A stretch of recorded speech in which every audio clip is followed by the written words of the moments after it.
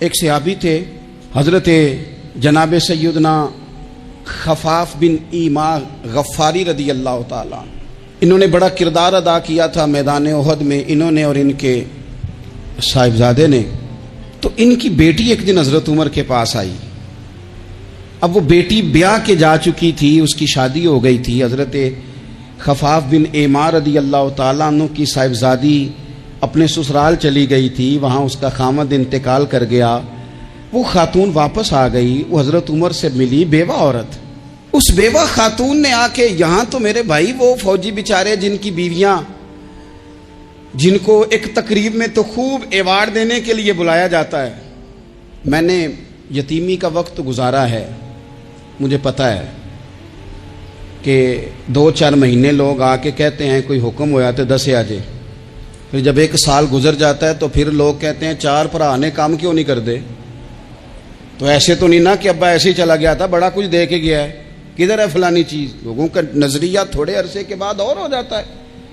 آپ نے بڑے بڑے شہداء کے گھروں میں ایوارڈ تو دیے، کیا کبھی آپ نے پلٹ کر دوبارہ غور کیا کہ ان کے بچے کہاں ہیں، ان کی بیوہ کس حال میں ہے، وہ زمانے کی تیز دھوپ اور تیز آندھی کا مقابلہ کیسے کر رہے ہیں؟ بغیر باپ کے جو انسان کو کھلے آسمان تلے وقت گزارنا پڑتا ہے وہ کتنا کو مشکل ہوتا ہے. وہ کس طرح ٹائم گزار رہے ہیں، یہ کبھی سوچا لوگوں نے؟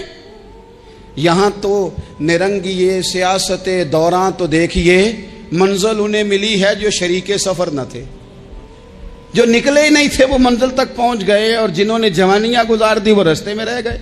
حضرت خفاف بن ایما کی صاحبزادی بیوہ ہو کے آ گئی، بچے ساتھ تھے، سرے راہ جناب عمر سے ملی اور مل کے کہنے لگی حضور میں اس صحابی کی بیٹی ہوں جنہوں نے احد والے دن اپنے بیٹے کے ساتھ مل کے معاشرہ کیا تھا، بچے میرے یتیم ہو گئے ہیں، میں بیوہ ہوں.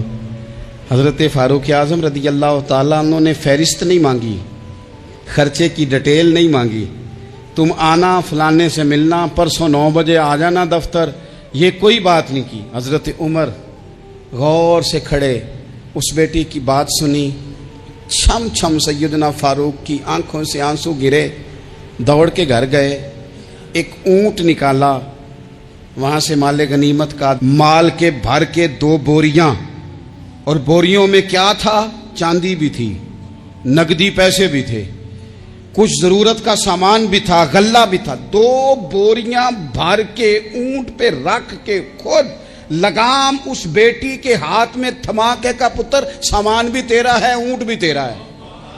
اور یہ نہ سمجھنا یہی کچھ تجھے دیا ہے، جب یہ ختم ہوگا تو رب تیرے لیے اور بندوبست فرمائے گا. کیا مانا؟ کہ ڈیوٹیاں لگا دی گئی ہیں، ہمیں پتہ ہے یہ سامان کب تک ختم ہو جائے گا، پیسے کب تک ختم ہو جائیں گے، تیرے لیے میں نے نئے حکم بھی جاری کر دیے ہیں. حضرت عمر وظیفہ لگانے لگے تو حضور کے گھر میں خدمت کرنے والے حضرت اسامہ بن زید کا وظیفہ ڈبل لگایا، اور اپنے بیٹے عبداللہ ابن عمر کا وظیفہ سنگل لگایا. تو حضرت اسامہ بن زید کہنے لگے ابا جی میں نے تو ہجرت بھی کی، جہاد بھی کیا، اسامہ تو ان دنوں بچے تھے. تو حضرت سیدنا عمر فاروق جواب میں کہنے لگے پتر اسامہ کے والد زید نے بھی حضور کے گھر میں نوکری کی، اسامہ بھی نوکری کر رہا ہے. حضرت عمر کی شان کیا ہے زمانہ جانتا ہے، پر پھر بھی حضرت عمر فرمانے لگے تو نے اپنے باپ کے ساتھ ہجرت کی، فرمایا ان کی خدمت زیادہ ہے حضور کے گھر میں، لہذا ان کا وظیفہ بھی زیادہ لگایا جائے گا. چادریں آئی تھی مال غنیمت میں، ڈھیر ساری چادریں، ڈھیر ساری. حضرت عمر نے صحابہ کرام علیہم رضوان کی ازواج پر، صحابیات پر وہ چادریں تقسیم کر دی. ایک چادر بڑی خوبصورت نکلی اندر سے، تو سب کہنے لگے حضور یہ نا خاتون اول کے لیے سوٹ کرے گی، آپ کی اہلیہ کے لیے سوٹ کرے گی، کبھی آپ گھر لے جائیں نا، یہ سب سے بہتر ہے. تو یہ حضرت عمر کی بالغ نظری ہے، وہ کیا بندہ ہوا جس کی ہر جگہ نظر ہی نہ ہو. حضرت سیدنا عمر فاروق رضی اللہ تعالیٰ عنہ کہا جناب یہ چادر بڑی حسین ہے، آپ کے گھر والوں پہ جچے گی. تو حضرت عمر فرمانے لگے نہیں، ایک صحابیہ ہیں حضرت ام سلیت رضی اللہ تعالیٰ عنہ، انہیں بلاؤ، یہ چادر انہیں دوں گا. حضور اس خاتون کو یہ چادر دینے کی وجہ بھی تو بیان کریں. تو حضرت عمر فرمانے لگے جب احد میں ڈھیر سارے لوگ زخمی ہو گئے تھے اور بھگدڑ مچ گئی تھی اور حالات خراب ہو گئے تھے, تو فرمایا میں نے اپنی آنکھوں سے دیکھا کہ اس ایمرجنسی کی حالت میں بھی جناب ام سلیت مشکیزہ پکڑ پکڑ کے زخمیوں کو پانی پلا رہی تھی. اس خاتون کی خدمات ہیں امت کے لیے, اس نے ڈیوٹی کی ہے صحابہ کے لیے, لہذا اس عورت کا زیادہ حق بنتا ہے کہ اس کو یہ اعزاز دیا جائے. میرٹ کی بنیاد پر تقسیم ہوگی, رشتہ داری کی بنیاد پر, تعلق کی بنیاد پر نہیں ہوگی. اس کا حق زیادہ بنتا ہے, اس کا درجہ زیادہ بنتا ہے, خدمات زیادہ ہیں, اس نے اپنی ڈیوٹی زیادہ اچھے طریقے سے سر انجام دی ہے. جب تک چیزیں آپ وسعت قلبی نہیں لاتے اپنی طبیعت میں, جب تک آپ گنجائش زیادہ پیدا نہیں کرتے, اتنی دیر تک حالات اس طرح کے نہیں ہوتے. پھر ایک اور مصیبت بن گئی ہے, وہ مصیبت ہے لیول کی. یہ کام میرے لیول کا نہیں. جب آپ اپنے لیول سے نیچے اتریں گے, پروٹوکول سے ذرا نیچے اتریں گے اور چھوٹی چھوٹی باتوں پر خود توجہ دیں گے, چھوٹی چھوٹی چیزوں پر. حضرت عمر جمعہ پڑھا رہے تھے, ایک صحابی دیر سے آئے.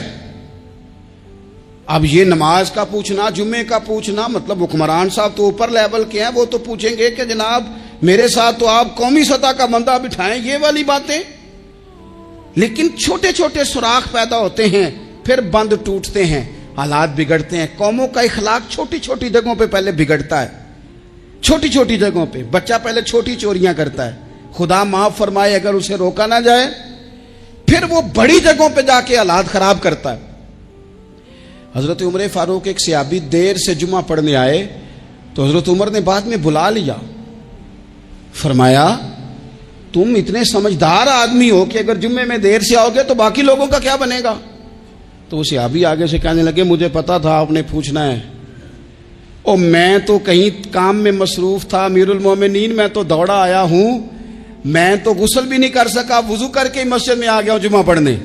تو حضرت عمر فاروق ان کی بات سن کے خوش ہوئے, فرمانے لگے رب تیرا بھلا کرے, اس طرح کرنا, آئندہ جمعہ پڑھنے آنا تو غسل کر کے آنا. میرے نبی پاک نے غسل کرنے کا ارشاد فرمایا جمعے والے دن, غسل کر کے آنا.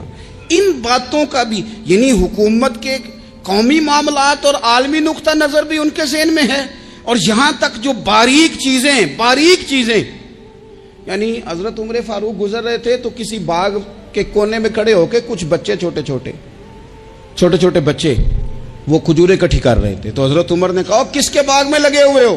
سب بچے دوڑ گئے. تو حضرت سنان بن سلمہ فرماتے میں ابھی چھوٹا تھا, میں کھڑا ہو گیا تو میں نے کہا حضور ہم نے توڑ کے نہیں کھجوریں کھائیں, گری ہوئی کھائی ہیں, اور آپ کو پتہ ہے جو رستے میں گر جائیں وہ اٹھانی ناجائز نہیں ہوتی, تو حضور یہ گری ہوئی کھجوریں کھائی ہیں. تو کہتے ہیں حضرت عمر فاروق بچے کی بات سن کے کہنے لگے رب تیرا بھلا کرے, تو نے صحیح بات کی طرف میری توجہ کرا دی ہے, اللہ تیرا بھلا کرے. اور پھر حضرت عمر رضی اللہ تعالیٰ عنہ اس چھوٹے سے بچے کے پاس کھڑے ہو گئے. کون؟ کس کے پاس؟ نہیں, خواب تو نہیں دیکھ رہے میں اور آپ. حکمران وقت 22 لاکھ مربع میل کا حکمران بچے کے پاس کھڑے ہو گئے, چھوٹے بچے کے پاس. دکان پہ غریب آدمی چڑھ آئے نا, دکاندار صاحب اللہ ماشاءاللہ ان کا مزاج خراب ہو جاتا ہے. وہ تیسری چیز کہنا وہ والی دکھاؤ, تو کہتے لینیاں تے لے, تو جا. اور اگر تگڑا بندہ آ جائے تو کہتے ہیں جناب آپ اس طرح کریں, نشاندہی کر دے, میں انشاءاللہ خرید کے لا کے پیش کر دوں گا. مزاج بدل جاتا ہے. غریبوں کے پاس, چھوٹوں کے پاس, عام آدمی کے پاس آپ جائیں. ہمارے حکمرانوں کا غریب آدمی سے گیپ بہت زیادہ ہے, پیروں کا غریب آدمی سے گیپ بہت زیادہ ہے, بڑے علماء کا عام آدمی سے گیپ زیادہ ہے, تاجروں کا عام آدمی سے گیپ زیادہ ہے, شیشے کے بڑے بڑے محلات میں سوسائٹیوں میں بسنے والوں کا غریبوں سے گیپ زیادہ ہے. اس لیے امیر غریب کی تفریق بڑھ گئی ہے, حالات اور طرح کے ہو گئے. بعض غربا امیروں سے نفرت کرنے لگ گئے. ہماری شادی بیاہ تقریبات افطاریاں, ان میں ہم اپنے لیول کے لوگ بلاتے ہیں جن سے ہمیں کاروباری ضروریات وابستہ ہوتی ہیں. ہم نے اس طرح کا ماحول بنایا, اس کا نقصان یہ ہوا ہے کہ معاشرے میں کئی قسم کی سوچیں پنپنے لگی ہیں, وسوسے غالب آنے لگے. بعضوں کا تنگ آمد بجنگ آمد, جب غریبوں کے بچے زیادہ تنگ آتے ہیں پھر ہتھیار اٹھاتے ہیں, پھر قلم چھوڑ دیتے ہیں. سوچنے کی ضرورت ہے ملک میں کہ برائی جنم لیتی کہاں سے ہے. یہاں تک اتر کے حضرت عمر فاروق ان لوگوں سے پیار کرتے. اب وہ بچے نے بات سنا دی حضرت سنان بن سلمہ نے, تو جناب عمر فاروق سے بچے نے فٹافٹ ایک اور فرمائش بھی کر دی. کہنے لگا حضور میں نے کھجوریں زیادہ جمع کر لی ہیں, وہ میرے دوست سارے بھاگ گئے ہیں آپ کو دیکھ کے, اب میں جب جاؤں گا نا تو کھجوریں میرے حصے کی ہیں, ہوں میں غریب بچہ, ماڑے گھر سے تعلق ہے, وہ میری کھجوریں چھین لیں گے. حضرت عمر کے ساتھ سپاہی بھی تھے, سارا کچھ بھی تھا. حضرت عمر نے بچے کا بازو پکڑا, فرمایا چل میں تجھے تیرے گھر چھوڑ کے آتا ہوں. حضرت عمر اس غریب کے دروازے پہ دستک دے کے کہا تیرا پتر تھا, پکڑ کے اس لیے لایا ہوں کوئی امیر زادہ اس غریب کے بچے کو تنگ نہ کر سکے, اللہ کوئی ایک بھیجنا حضرت فاروق اعظم کا ماننے والا جو غریب کے بچے کا بازو تھامے اور اسے کہے کہ کوئی امیر زادہ اس پر ظلم نہیں کرے گا, کوئی اسے تھپڑ نہیں مارے گا, کوئی اس کے حصے کے نمبر نہیں لے گا, کوئی اس کی جگہ رشوت دے کے نوکری پہ نہیں بیٹھ جائے گا, کوئی اس کی جگہ پیسے دے کے آگے نہیں بڑھ جائے گا. کوئی آئے نا جو اشک شوئی کرے, جو آنسو پونچھے لوگوں کے. لیکن یہاں تو منزل انہیں ملی ہے جو شریک سفر نہ تھے. میرے عزیزو, اس نہج پر دین نے ہمیں اسباق پڑھائے. اس نہج پر حضرت عمر چھوٹی چیزوں کا, مسجد نبوی شریف میں آپ نے دیکھا دو لوگ اونچی آواز میں بات کر رہے ہیں, تو حضرت عمر نے فرمایا انہیں بلا کے لاؤ. بلا کے لایا, فرمایا تمہیں پتہ نہیں یہ حضور کی مسجد ہے؟ لا ترفعوا اصواتکم فوق صوت النبی, اے پائے نظر ہوش میں آ, یہ کوہ نبی ہے, آنکھوں سے بھی چلنا یہاں بے ادبی ہے. پتہ نہیں وہاں سارے نعرے غلط ہیں, کسی کے مرد آباد کا نعرہ ہو تو وہ بھی غلط, اور کسی کے زندہ باد کا نعرہ ہو تو وہ بھی غلط. وہاں ایک کی نعرہ صرف اچھا لگتا ہے, وہ کیا ہے؟ یا رسول اللہ انظر حالنا, یا حبیب اللہ اسما. وہاں ایک کی نعرہ اچھا لگتا ہے کہ سونے آ گئے ہیں, نظر کرم ہو جائے. یا رسول اللہ پہنچ گئے ہیں, روزے دے دوالے نے غلامہ دیاں ٹولیاں, او ویکھو ایک پہ سن دے کروڑاں دیاں بولیاں. وہاں یہی نعرہ اچھا لگتا ہے, لب واہ ہیں, آنکھیں بند ہیں, پھیلی ہیں جھولیاں, کتنی مزے کی بھیک تیرے پاک در کی ہے. اور قربان جاؤں اپنے امام پر, اس قلم پہ باری جس سے وہ لکھا کرتے تھے. کہنے لگے کعبے کا نام تک نہ لیا, طیبہ ہی کہا. پوچھا جو تھا کسی نے کہ عظیمت کدھر کی ہے, ان کے طفیل حج بھی خدا نے کرا دیے, ورنہ اصل مراد حاضری تو اس پاک در کی ہے. تو حضرت فاروق اعظم رضی اللہ تعالیٰ عنہ نے نا ان دو لوگوں کو بلایا اور بلا کر کے فرمانے لگے کہاں کے رہنے والے ہو, کہاں سے آئے ہو؟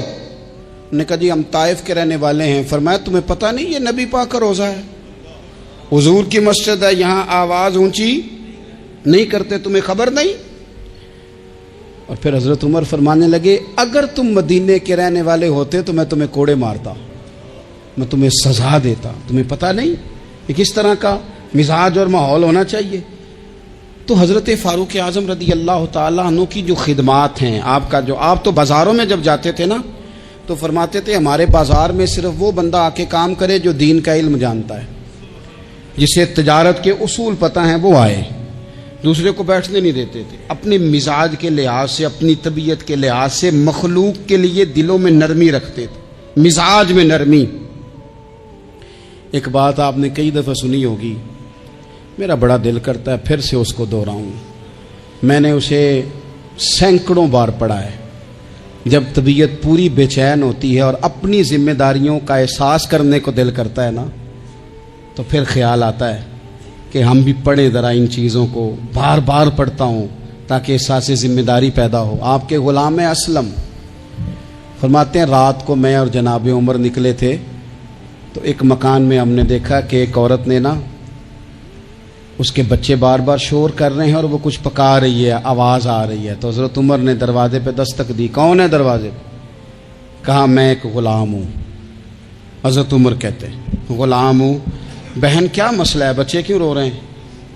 تو بی بی کہنے لگی تمہیں کیوں بتاؤں, جاؤ نا اپنا کام کرو. حضرت عمر نے اصرار کیا تو تلخ لہجے میں جس سے غصہ نہیں کر جاتے حکمران، councillor, chairman, M P M N A, ناراض نہیں ہو جاتے؟ اس تلخ لہجے میں بی بی کہنے لگی دعا کرو اللہ میرے اور عمر کے درمیان قیامت میں فیصلہ کرے۔ کیسا حکمران ہے کہ اس کی حکومت میں میرے بچے بھوکے سوتے ہیں؟ یہ میں نے پانی میں روڑے ڈال کے چڑھائے ہیں، لیکن یہ پیٹ کی بھوک یہ بڑی ڈاڈی ہوتی ہے، یہ نیند بھی نہیں آنے دیتی۔ خیال تھا رو دو کے سو جائیں گے، پر سو بھی نہیں رہے۔ حضرت فاروق اعظم دوڑے گئے، گھر سے سامان، اناج، غلہ کندھے پہ رکھا۔ خادم کہتے ہیں میں نے کہا کہ مجھے دے دیں، فرمانے لگے چل تو وعدہ کرنا قیامت میں بھی میرے بوجھ اٹھائے گا۔ کہ حضور نہیں، وہ تو میرے بس کی بات نہیں۔ فرمایا پھر مجھے کرنے دے۔ دوڑے آئے، اس خاتون کے دروازے پر لا کے وہ چیزیں رکھی۔ کہا بہن اگر تو پردہ کر لے تو یہ غلام نہ آج کھانا پکا دے تیرے بچوں۔ پھر وہ گھی چڑھا کے، چینی ڈال کے، کچھ سامان پکتا تھا وہ کھانا پکایا۔ غلام کہتے ہیں جب پھونکے مارتے تھے تو داڑھی سے دھواں نکلتا تھا، آگ جلاتے تھے دھواں نکلتا، پھر کھانا پکایا، پھر ان بچوں کو کھلایا۔ پھر حضرت عمر فاروق رضی اللہ تعالیٰ عنہ تھوڑے پیچھے بیٹھ گئے تو بچوں کے ساتھ اس طرح کی باتیں کرنے لگے کہ وہ ہنس پڑیں۔ جناب اسلم کہتے ہیں بچے اس بیوہ کے ہنستے تھے، بچے ہنستے تھے اور عمر روتے تھے۔ جب وہ ہنستے تھے تو فاروق روتے تھے۔ پھر وہ بچے آہستہ آہستہ لیٹنے لگے، اور جب وہ سونے کی طرف بڑھنے لگے تو حضرت عمر کہنے لگے بہن میں جاؤں؟ کہنے لگی رب تیرا بھلا کرے، میرا کلیجہ پھٹ جاتا اگر میرے بچوں کو آج شام بھی روٹی نہ ملتی۔ تو سیدنا فاروق اعظم رضی اللہ تعالیٰ عنہ کہنے لگے پھر تو میرے لیے دعا کرے گی؟ کہنے لگی میں دعا کرتی ہوں اللہ عمر کی جگہ تیرے جیسا کو نیک آدمی بٹھا دے۔ تو حضرت عمر کہنے لگے ایک چھوٹی سی گزارش بھی مان لو گی؟ کا کیا؟ فرمانے لگے کوئی یہ میری خدمت اگر پسند آئی ہے تو عمر کو معاف نہیں کر دیتی؟ غلطی ہو گئی، اسے پتہ نہیں تھا۔ اپنے منہ سے کہنے لگے سیاںا بھی نہیں، باشعور بھی نہیں، اسے چاہیے تھا خلافت کی ذمہ داریاں نہ لیتا۔ لیکن حضرت صدیق نے کہا تو وہ مان گیا، لیکن بہن میں اسے جانتا ہوں، بزدل بڑا ہے، کمزور بڑا ہے، ضعیف بڑا ہے، اگر تو قیامت میں اس کی شکایت لگائے گی تو بڑا کمزور پڑ جائے گا، اس کے لیے مشکل ہو جائے گا۔ تو کہنے لگی اچھا اگر تو اتنی سفارش کرتا ہے تو جا، میں نے عمر کو معاف کیا۔ حضرت فاروق اعظم نے چہرے سے کپڑا ہٹایا تو بی بی کہنے لگی اوہو آپ عمر ہیں؟ آپ فرمانے لگے میں جو بھی ہوں تو وعدہ کر چکی ہے کہ تو نے عمر کو معاف کیا۔ پھر باہر نکلے اور اپنے خادم جناب اسلم سے کہنے لگے 2 بندے اور بلا اور انہیں گواہ بنا کہ میں نے اس غریب کے روتے بچے ہنسائے ہیں، تو جا کے ان کو بتا میں نے وہ ہنسائے ہیں، اس کے بھوکے بچوں کو میں نے روٹی کھلائی ہے، اور تو گواہ ہو جا کہ اس بی بی نے خود کہا ہے بغیر جبر کے، میری گزارش پہ کہا ہے کہ میں نے عمر کو معاف کیا۔ کیوں نہ ہم بھی اپنی اپنی ذمہ داریوں کا احساس کر لیں، کیوں نہ ہم بھی جہاں جہاں ہماری ڈیوٹی ہے ہم بھی وہاں غور کر لیں، کہیں ایسا تو نہیں کہ ہم بھی کمزور پڑ گئے ہیں، ذمہ داری تو لے لی ہے پر اب ہم ادا نہیں کر پا رہے، ورنہ وہاں سے معافی لے لیں۔ اللہ تعالی سیدنا فاروق اعظم کا فیضان عطا کرے۔ آخر دعویٰ